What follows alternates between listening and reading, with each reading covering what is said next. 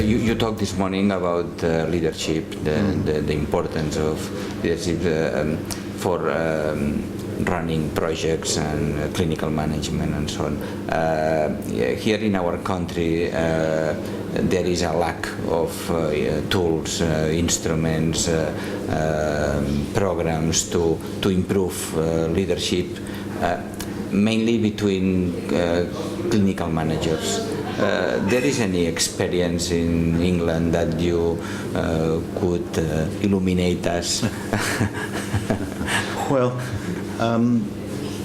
I think if you look back over the last few years, there have been a lot of leadership development programs, and they have often, not always, but often been organised by our strategic health authorities that looks after the different regions of England.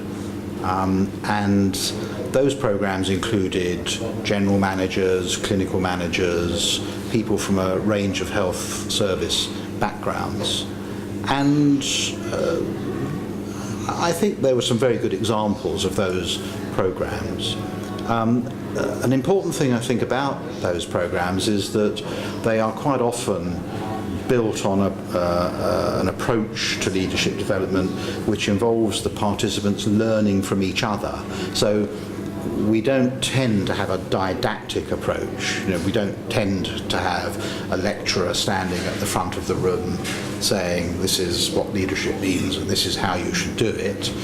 We tend to emphasize the experience of leaders and potential leaders having the opportunity to engage with real life problems, but in a safe setting of a leadership program, and to learn from each other in the ways that they approach those leadership challenges. So it's quite a participative approach.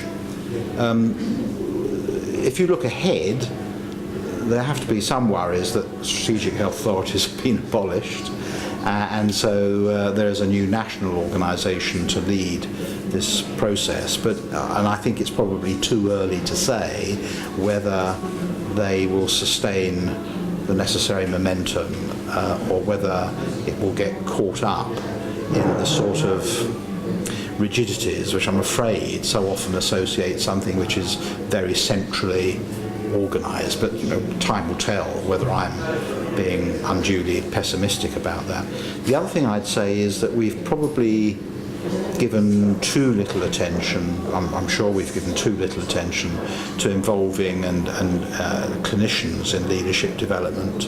I mean, there have been opportunities and there are some very good programs, but taken overall, the levels of participation and the success of the ways of trying to engage their interest and enthusiasm has perhaps been not as successful as really it ought to be. And one of the enduring problems in our system is that there has tended to be a divide between managers and clinicians, and their two worlds do not understand each other very well, and that's not a good position to be in. I think you are not so different that things that happen in our own country. Thank you very much, Chris, for being here, and enjoy your stage in Barcelona. I always enjoy being in Barcelona.